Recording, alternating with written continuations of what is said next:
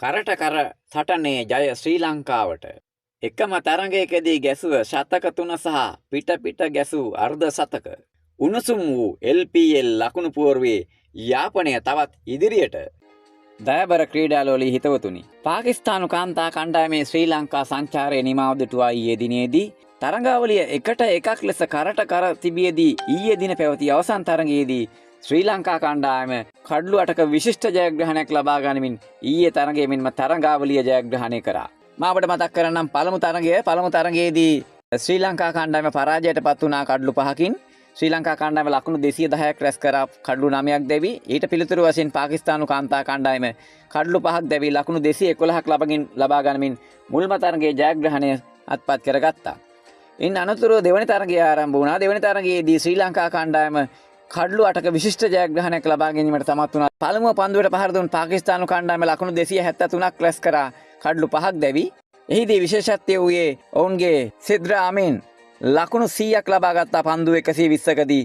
ඒ අනුව ඔවුන්ට පිළිතුරු හැටියට ශ්‍රී ලංකා කණ්ඩායම කඩළු 2ක් පමණක් දැවි පන්දු අර 46යි පන්දු 5කදී සිය ජයග්‍රහී ඉලක්කය පසු කර ගියා. ශ්‍රී ලංකා කණ්ඩායමේ විශේෂත්වය වූයේ ශතක 2ක් ශ්‍රී ලංකා ඉනිම තුල වාර්තා වීමයි. එකම තරඟයකදී ශතක 2ක් රැස් කළ පළමු අවස්ථාව මේ බවටයි පත් වුණේ ශ්‍රී ලංකා කාන්තා ක්‍රිකට් ඉතිහාසයේ. ඒ අනුව විශ්මි ගුණරත්න ලකුණු 123ක් පන්දු 123කදී රැස් කරන ලද අතර හර්ෂිතා සමරවික්‍රම ලකුණු 100ක් ලබා ගන්නේ පන්දු 119ක් වැය කරමින්. අවසානයේ කවිෂා දිල්හරි නොදැවි ලකුණු 40ක් රැස් කරගත් අතර ශ්‍රී ලංකා කණ්ඩායම විශිෂ්ට ලෙස දෙවන තරඟයේ ජයග්‍රහණය කරනු ලැබුවා. ඒ අනුව දෙවන තරඟයේදී මෙම තරඟයේ නරඹන්නන්ට ශතක 3ක් එකම තරඟයකදී දක්නට ලැබුණු අවස්ථාවක් ඇරෙට සඳහන් කරන්නට පුළුවන්. ඉන් අනතුරුව ඊයේ දිනේ තුන්වන තරඟය ආරම්භ වුණා. තරඟාවලියේ එකට එකක් ලෙස සමතත්වයේ සිටියේදී ඊයේ තුන්වන තරඟය ආරම්භ වුණේ මහින්ද රාජපක්ෂ ක්‍රීඩාංගණයේදී හම්බන්තොට. ඒ අනුව ඊයේ තරඟයේදී මුලින්ම පන්දුවට පහර දුන්නේ පාකිස්තානු කණ්ඩායම. මුල් ලකුණු සංඛ්‍යාව ලකුණු 10ක් බවට පත් වෙද්දී පාකිස්තානු කණ්ඩායමේ කඩළු 2ක් බිඳ වැටුණා. පසුගාමී ආරම්භයත් සමග ආරම්භ කළ පාකිස්තානු කණ්ඩායමේ ඉනිම පන්දු වාර 40ක් අවසානයේදී සියලු දෙනා දැවි ලකුණු 187ක් හැටියටයි සඳහන් වුණේ. එහිදී ෆාතිමා සනා ලකුණු 41ක් රැස් කරගන්නේ වැඩිම ලකුණු සංඛ්‍යාව රැස් කරගනිමින් ගෝල් ෆෙරෝසා ලකුණු 40ක් මොනිබා අලි ලකුණු 34ක් උත් රැස් කරගන්නා ලදී. පන්දු යැවීමේදී චමරි අතපත්තු කවිෂා දිල්හරි සහ චේතනා විමුක්ති කඩළු 3 බැගින් බිඳ සමත් වුණා. තරඟයේ මෙන්ම තරඟාවලියේ ජයග්‍රහණය උදෙසා ලකුණු 188ක ඉලක්කයක් හඹා යාම සඳහා ශ්‍රී ලංකා ක්‍රීඩිකාවන් පිටියට පිවිසුණා.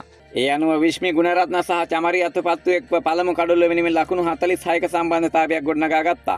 විශ්මි ගුණරත්න ලකුණු 12කට දැවී ගිය අතර ඉන් අනතුරුව පිටියකතු චමරි අතපත්තු සහ හර්ෂිතා සමරවික්‍රම ශ්‍රී ලංකා කණ්ඩායමට ජයග්‍රාහී මාවත විවර කර දුන්නේ මුල් ලකුණු සංඛ්‍යාව ලකුණු 85 දක්වා ඉහළ නංවමින්. ලකුණු 85ක වදීපේදී දෙවනි කඩොල්ල බිඳී යන්නේ චමරි අතපත්තු ලකුණු 52කට දැවී යාමත් සමගයි. චමරි අතපත්තු පන්දු 38ක් වැය කරමින් මේ ලකුණු 52 රැස් කරන ලදී. ඊට 6 පහරවල් 2ක් සහ 4 පහරවල් 7ක් එල්ල කරනු ලැබුවා. ඉන් අනතුරුව ශ්‍රී ලංකා කණ්ඩායමේ ජයග්‍රාහී මාවතෙක් ශ්‍රී ලංකා කණ්ඩායම රැගෙන ගිය හර්ෂිතා සමරවික්‍රම සහ හසිනි පෙරේරා නොදැවි ශ්‍රී ලංකා කණ්ඩායමේ ජයග්‍රහණ වන තෙක් රැඳී සිටියේ හර්ෂිතා ලකුණු 71ක් සහ හසිනි පෙරේරා ලකුණු 50ක් රැස් කරමින් හර්ෂිතාගේ ඉනිමට 4 පහර 11ක් සහ හසිනිගේ ඉනිමට 4 පහර 8ක් එල්ල කර තිබුණා. ඔවුන් දෙදෙනා තුන්වෙනි කඩොල්ල වෙනුවෙන් නොබිඳුණු ලකුණු 106ක සම්බන්ධතාවයක් ගොඩනගාගෙන තිබුණා. ඒ අනුව සාර්ථක තරඟාවලියක් නිමා කරමින් ශ්‍රී ලංකා කාන්තා කණ්ඩායම පාකිස්තානු කණ්ඩායම පරාජයට පත් කරමින් තරඟාවලිය 2ට 1ක් හැටියට ජයග්‍රහණය කරනු ලැබුවා. හිතවතුනි ඒ සමගින්ම ඊයේ දිනේදී තවත් තරඟයක් නිමා වුණා LPL තරඟාවලියේ යාපනයේ කණ්ඩායම සහ කොළඹ කණ්ඩායම අතර. ඒ අනුව එම තරඟයෙන් ලකුණු 19ක ජයග්‍රහණයක් ලබා ගැනීමට යාපනයේ කණ්ඩායම සමත් වුණා. ඒ අනුව මුලින්ම පන්දුවට පහර දුන් යාපන කණ්ඩායම පන්දු වර 20 අවසානයේදී ලකුණු 202ක් රැස් කරගෙන ලද්දේ කඩළු 5ක් බිඳ වැටි. එහිදී කමිල් මිෂාර ලකුණු 44ක්, තෞහික් රිදෝයි ලකුණු 31ක් රැස් කරගත්තා. වැඩිම ලකුණු ලාභියා වූ ඉබ්‍රහීම් සල්දාන් ලකුණු 95ක් රැස් කරේ පන්දු 65කදී. ඔහුගේ ඉනිමට 4 පහර 12ක් සහ 6 පහර 3ක් ඇතුළත්. පිළිතුරු ඉනිම ආරම්භ කරන ලද කොළඹ කණ්ඩායම පන්දු වර 20 අවසානයේදී කඩළු 9ක් දෙවි රැස් කරගත්තේ ලකුණු 183ක් පමණයි. ඉනිමේ වැඩිම ලකුණු ලාභියා වූ සදීර සමරවික්‍රම ලකුණු 44ක් රැස් කරා. 6 පහරවල් 2ක් සහ 4 පහරවල් 4ක් ඇතුළත් ඔහුගේ ඉනිමට. අෂෙන් බණ්ඩාර ලකුණු 15ක්, කමින්දු මෙන්ඩිස් ලකුණු 28ක් සහ මිලාන් රත්නායක ලකුණු 26ක් රැස් කරා. ඊට අමතරව ජනිත් ලියනගේද ලකුණු 20ක් රැස් කරගත්තා. නමුත් ඔවුන්ගේ මෙම ලකුණු ප්‍රමාණය ජයග්‍රහණය කරා යාමට ප්‍රමාණවත් වූයේ නැහැ. ඊයේ දිනේ අවසන් මිනිට උණුසුම් වූ ලකුණු පුවරුවේ ගාලු කණ්ඩායම පෙරමුණේ පසුවන අතර ඔවුන් ප්‍රසාද ලකුණු 8ක් ලබාගෙන සිටිනවා. යාපනයේ කණ්ඩායම දෙවනි ස්ථානයේ රැඳී සිටින්නේ ප්‍රසාද ලකුණු 8ක් සමගින්. කොළඹ කණ්ඩායම ලකුණු 6ක්, දඹුල්ල සික්සර්ස් ලකුණු 4ක් සහ කැන්ඩි රෝල්ස් ලකුණු 4ක් වශයෙන් ප්‍රසාද ලකුණු පුවරුවේ රැඳී සිටිනවා. අවසන් කණ්ඩායම් 4 කවුරුද යන්න තීරණය වන තීරණාත්මක තරඟ දෙකක් අද දිනේදී පැවැත්වීමට නියමිතයි. එහෙමනම් එම තරඟවල විස්තර සමගින් ඔබ හමුවනතුරු ඔබ සියලු දෙනා VUP ක්‍රිකට් channel එක subscribe කර තබා ගන්නා හැටියට ආරාධනා කරමින් ඔබෙන් සමු ගන්නවා. ඔබ සැමට සුබ දවසක් වේවා.